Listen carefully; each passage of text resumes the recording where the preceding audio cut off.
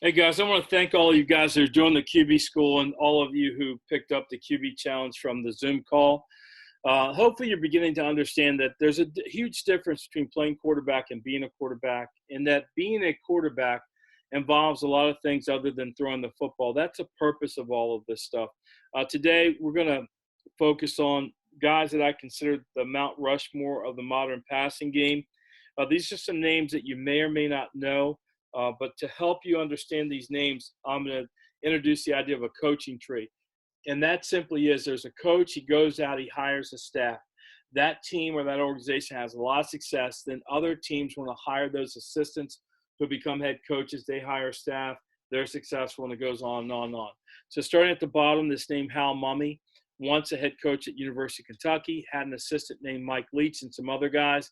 And Mike Leach's name, you kind of combine that with the air raid.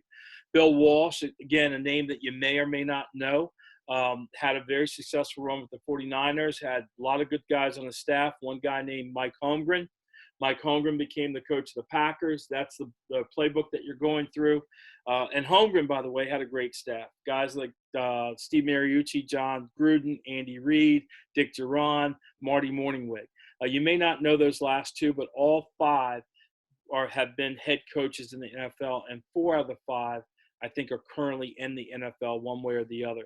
Don Coryell also has a legendary coaching tree. One name that's easy from that is Joe Gibbs, right? He used to coach on that staff. And then the guy we're going to focus on today is Sid Gillman, who many consider the father of the modern passing game.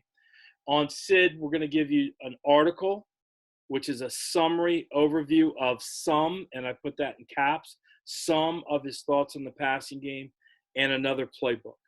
I don't expect you to go through his playbook the same way that you're going through the Green Bay playbook, but I do expect you to go through it. You will learn some things. You'll see how the modern passing tree is used to call plays. You're going to recognize certain pattern combinations like levels, like drive, and like spacing.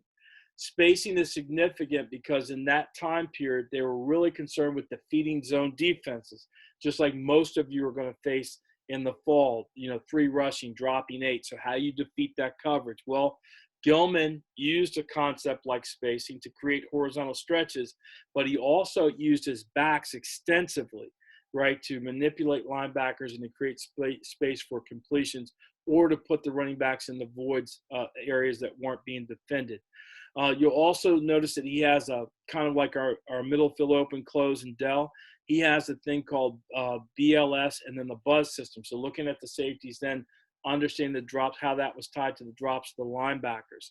Another thing that you'll find interesting in there is that he had defined scramble rules for his receivers when the quarterback broke out of the pocket. Some of you are probably playing the offenses. You don't have any scramble rules. So sit there and learn that stuff. And then the question becomes, why am I giving you this stuff right now, right? Well, it's a matter of how we're going to use our time, right? We can't get on the field. We will be able to shortly. You're throwing, you're running, right? You're lifting. So then what are we doing with the stretches of time, right? Are we playing video games for 6 hours when maybe we could play with 4 and study for 2? Are we hanging out on a skateboard for 5 hours when maybe we could skate for 3 and study for 2, right? It's about use of time, and understand that learning is a powerful element, and it's a thing that makes the difference between just a guy who can throw the ball and a guy who's a good quarterback. I really believe in this quote, that the mind once stretched by a new idea never returns to its original dimensions. So I'm reading more right now. I hope that you guys are reading more right now. And if it's football that you're interested in, read, right? It's going to expand your brain. And yes, this is NFL stuff that you're not going to use, at least for a couple of years. I'm smiling. But imagine if you can understand this stuff and then you turn your mind to your offense, your level of play. How much easier is it going to be for you? How much more well prepared will you be, right? And put that together with your physical abilities, you're going to take a huge step to becoming the quarterback that you dream about at night.